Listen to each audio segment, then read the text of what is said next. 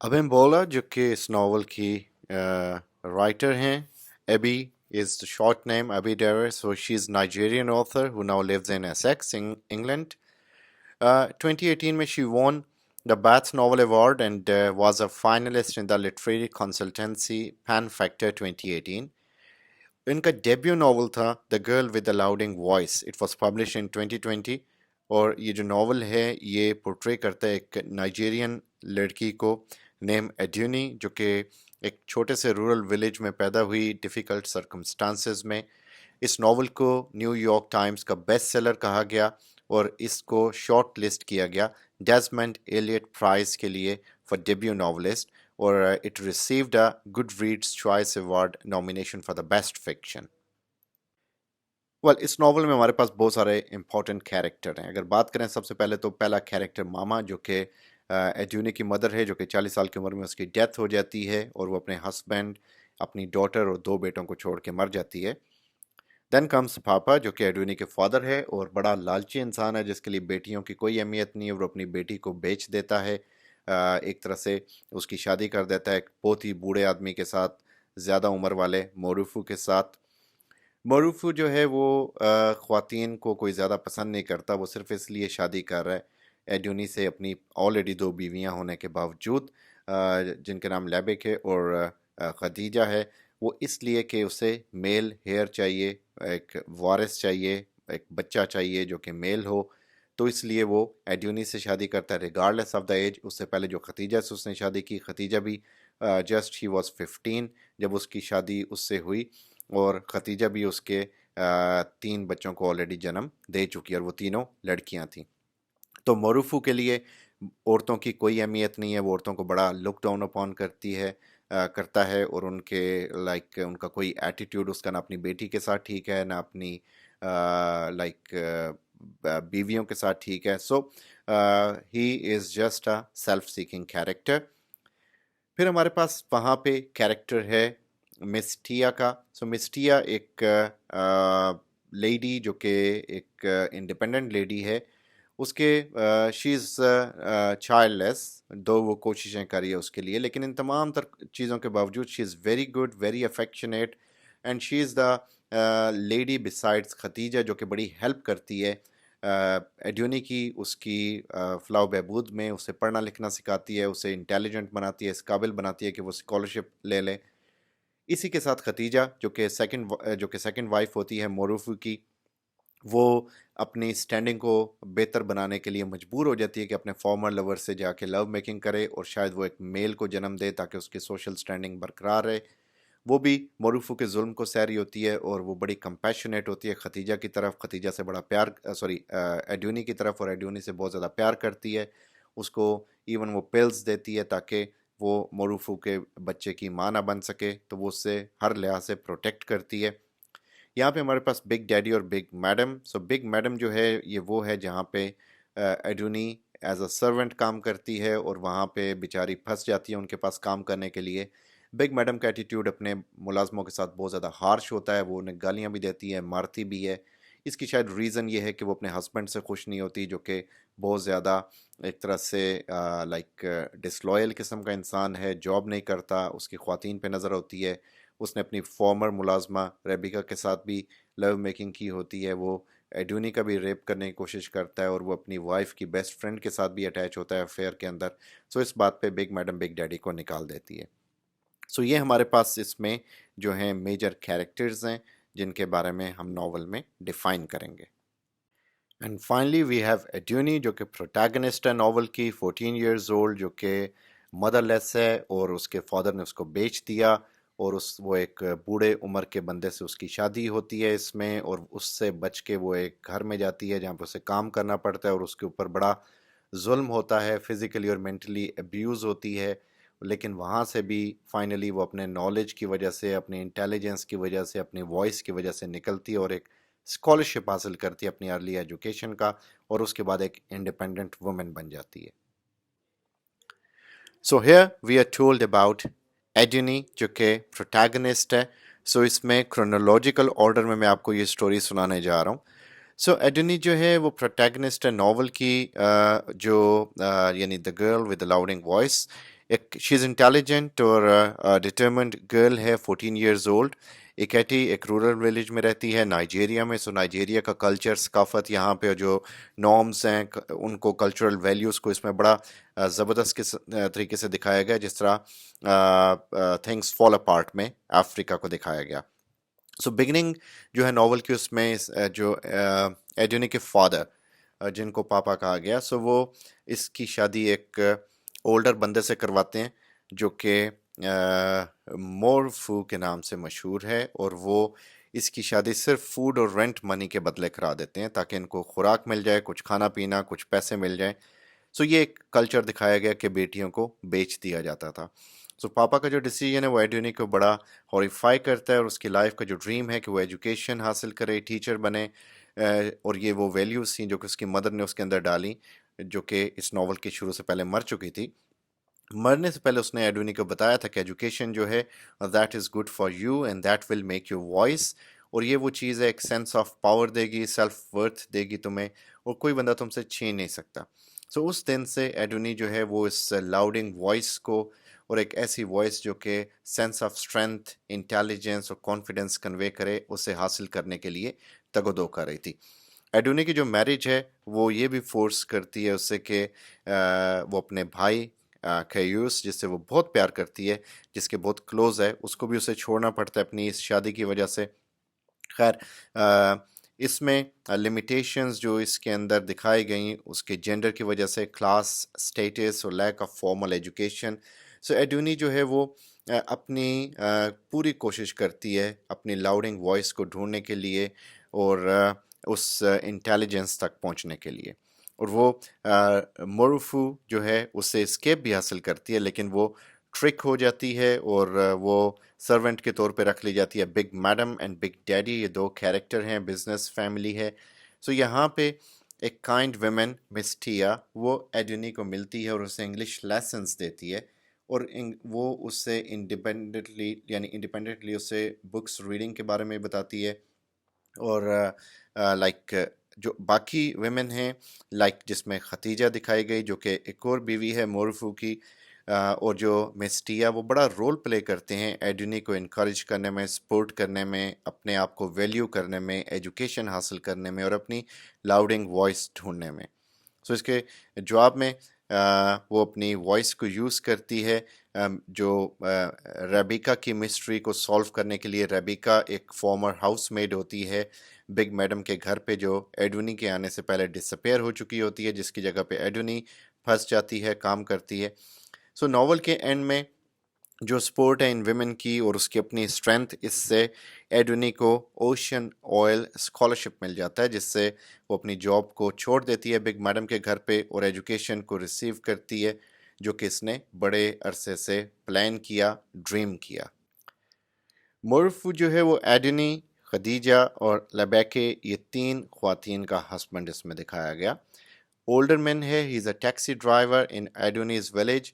मोरफू जो है वो एडोनी से शादी इसलिए करता है कि वो कंपनसेट करेगा फैमिली को फाइनेंशियली, और इसके बदले में वो इससे शादी करेगा, क्योंकि इनकी फैमिली में जितने भी औलाद थी वो सारी गर्ल्स थी। So he wanted a boy, that is why he married Adunni.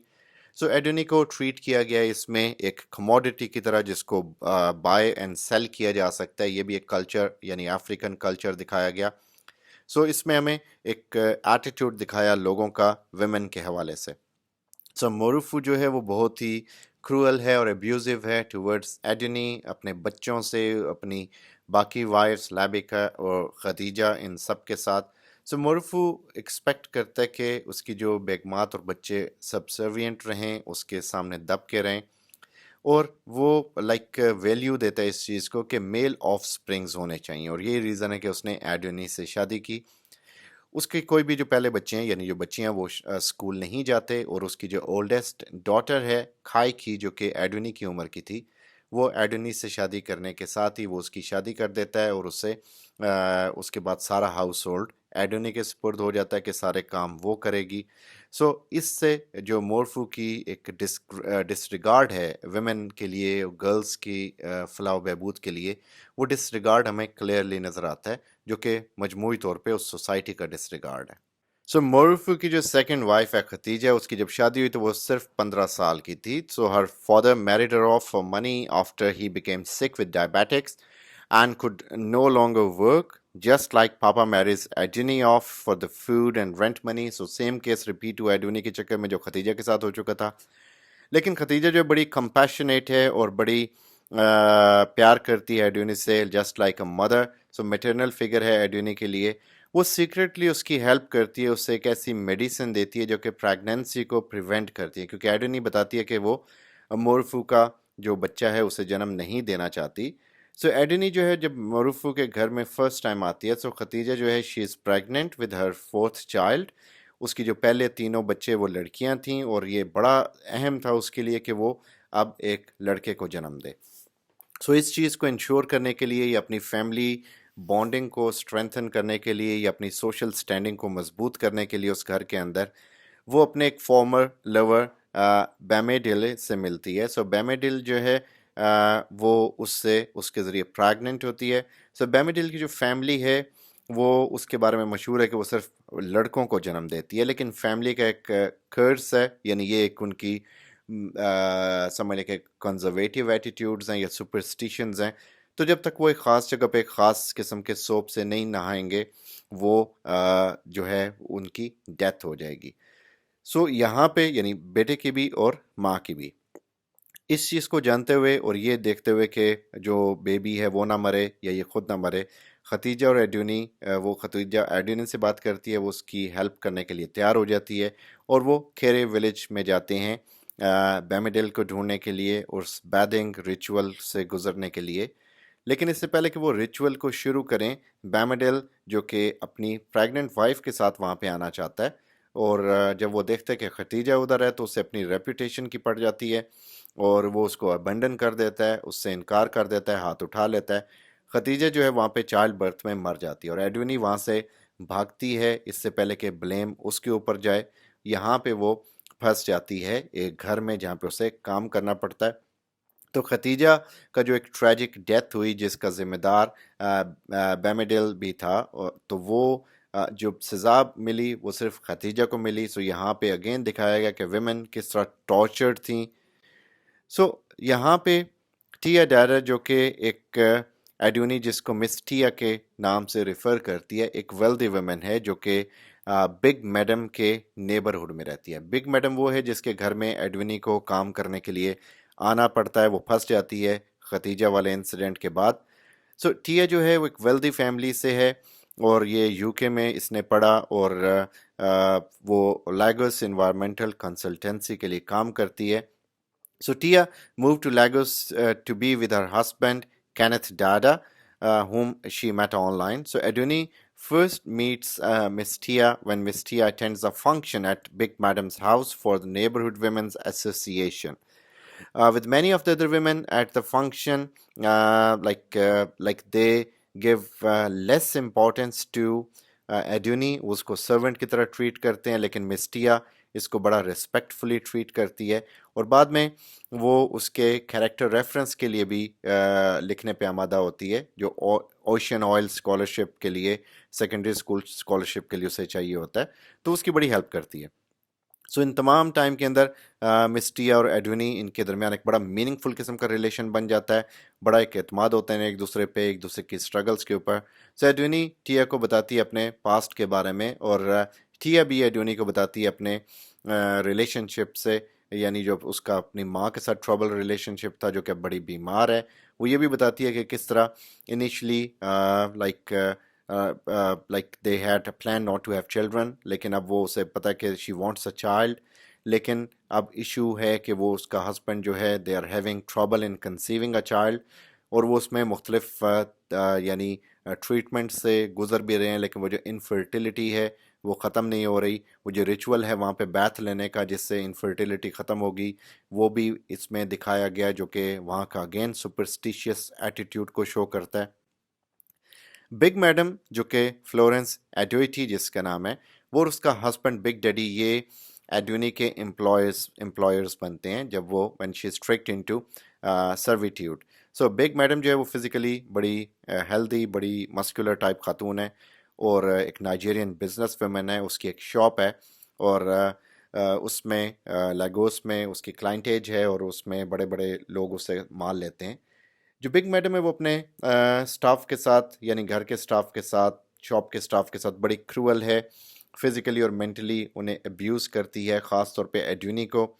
So big madam जो है उसकी क्रूअलिटी जो है वो उसकी अपनी अनहैप्पीनेस में, उसका चिड़चिड़ापन अपने हस्बैंड की वजह से है। बिग डैडी जिसका यहाँ पे रेफ़र किया गया, वो अनएम्प्लॉयड है और अनफेथफुल है अपनी वाइफ से। जो बिग मैडम है वो उसकी अब्यूज़ बर्दाश्त कर लेती है अपने ऊपर, लेकिन जो उसकी अटैम्प्ट्स हैं यानी जो डैडी है वो मौका ढूंढ के एक मरतबा एडोनी का रेप करने की कोशिश करता है, जिसमें एडोनी को बचा लिया जाता है। लेकिन उसी रात बिग मैडम को पता लगता है कि बिग डैडी का एक अफेयर है उसकी बेस्ट फ्रेंड कैरोलिन बैंकले के साथ। सो ये चीज़ उसे बर्दाश्त नहीं होती और वो उसे घर से निकाल देती है। और लाइक और ये रीज़न ये है कि वो रेप का उसे कोई इशू नहीं होता क्योंकि वो एक मुलाजमा का रेप है, और जो कि इनफाइडेलिटी जो बेस्ट फ्रेंड के थ्रू वो जो रेपुटेशन का मामला आता है तो वो उसके लिए बहुत बड़ी बात बन जाती है। तो इसमें दिखाया गया कि नौकरों की उनके लिए कोई अहमियत नहीं थी। सो यहाँ पे जो है एडूनी उसको ये पता लगता है कि जो बिग डैडी है और बिग मैडम ये इन्वॉल्व थे रेबिका के डिसअपेयरेंस में, जो कि पहले यहाँ पे हाउस मेड थी। और रीज़न ये थी कि she was pregnant with big daddies child. So big madam जो है वो उसने वो एडोनी को ये बताती है कि किस तरह उसने रेबिका को हॉस्पिटल लेके गई जब उसने उसको उसके साथ ये लव मेकिंग की और मिस कैरेज उसने करवाया, उसे पैसे दिए इस कंडीशन पे वो चली जाए और वापस ना आए। सो बिग मैडम की जो रीजंस हैं for helping Rebecca, so they are ambiguous. Maybe she wants to save a reputation. So इसमें यह है कि मे बी ये भी है पॉसिबल कि उसने जनरली हेल्प करने की कोशिश की हो, मे बी उसने अपने बिजनेस को बचाने के लिए या अपनी जो एक साख है उसे बचाने के लिए ये किया। सो यहाँ पे इस तमाम चीज़ों के बावजूद जो फाइनली वो एडूनी को फ्री कर देती है और उसे वो स्कॉलरशिप देने के लिए यानी वो अपनी जॉब से उसे आज़ाद कर देती है। So finally she does a work that is helping. So finally जो एडूनी है उसे स्कॉलरशिप मिलता है और she goes abroad to have higher education, जो कि उसका ड्रीम था। लाउडिंग वॉइस को वो ढूंढती है, अपनी इंटेलिजेंस को यूज़ करती है और फाइनली वो एक इंडिपेंडेंट वुमेन बन जाती है। नॉवल के मेजर थीम्स में देखें तो education, empowerment and self worth, जो कि एड्यूनी के हवाले से है कि वो अपने लाउडिंग वॉइस को ढूंढना चाहती है, एजुकेशन लेना चाहती है। मिस्टिया जो है वो एम्पावरमेंट का एक सिंबल है और सेल्फ वर्थ का सिंबल है, और वो यही चीज़ें इनकलकेट करती है एड्यूनी के अंदर। Gender inequality and solidarity, so gender inequality इसमें दिखाई गई कि किस तरह जेंडर जो है उसे सेक्सिस्ट की बिना पे जेंडर को मिस ट्रीट किया जाता है, रादर माल ट्रीट किया जाता है, और जो ख़वातीन हैं उन्हें लुक डाउन अपॉन किया जाता है और उन्हें एज अ सिंबल समझा जाता है या एक सर्विट्यूड का एक सिंबल समझा जाता है, और सिर्फ इसलिए कि वो एक मेल हेयर को जन्म दे सकें या उनके साथ आप जो मर्ज़ी सलूक कर लो वो आगे से कुछ नहीं बोलेंगे। उन्हें रेप करने की कोशिश किया जाता है। So wealth, poverty and choice, so दिखाया गया कि ख़वातीन के पास कोई एपरेंटली चॉइस नहीं है। They are bound because of poverty, और वेल्थ की वजह से लोग उन्हें ख़रीद सकते हैं और उनकी जो चॉइसेस हैं वो बहुत ज़्यादा कम रह जाती हैं, वो मजबूर हो जाती हैं अपनी पॉवर्टी की वजह से। सर्वाइवल दिखाया गया, एक बिग थीम कि एडूनी जो है वो 14 ईयर्स की है और वो एक ग्रेट ट्रॉमा से गुजर रही है अपनी माँ के बाद, और फिर उस दूसरा ट्रॉमा उसे अपने हस्बैंड की सूरत में मिलता है, तीसरा अपने बॉस की सूरत में मिलता है। तो वो इन तमाम चीज़ों के अंदर पिस रही है और वो उनसे निकलना चाहती है। अगर हम सिंबल्स की बात करें तो रेबिका का वेस्ट बैंड, रेबिका जो फॉर्मर एक मुलाजमा होती है बिग डैडी और बिग मैडम की।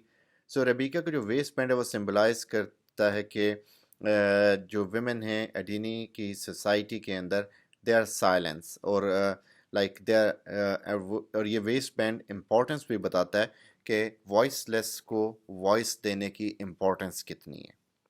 हाउसेस इसमें जो हैं बार बार ये जिक्र किया गया। So houses symbolize oppressive social and cultural norms in एड्यूनिस सोसाइटी, के जो घर है वो किस तरह एक सिंबल है ऑप्रेशन का या कल्चरल नॉर्म्स का, जो कि ख़वातीन के हक़ में नहीं जाते, और ख़वातीन जो घर के अंदर हैं उन्हें मेहनत करनी पड़ती है, हस्बैंड की सुननी पड़ती है, उससे मार खाती हैं, फिज़िकली मेंटली अब्यूज़ होती हैं।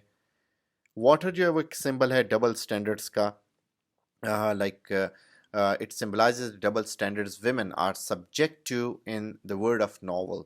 So traditional जो religious beliefs हैं वहाँ पे एक गॉडेस है रिवर की जिसको एसोसिएट किया गया है प्योरिटी के साथ, फर्टिलिटी के साथ, लव के साथ, इसलिए ये जो बैथ लेती हैं ख़वातीन फर्टिलिटी के लिए, इनफर्टिलिटी को रिमूव करने के लिए या चाइल्ड बर्थ को महफूज बनाने के लिए, सो इसमें इसको वाटर से तशबीह दिया गया। सो ये जो है ये एक बड़ा ही इम्पॉर्टेंट इस लिहाज से एलिमेंट या एक सिंबल है।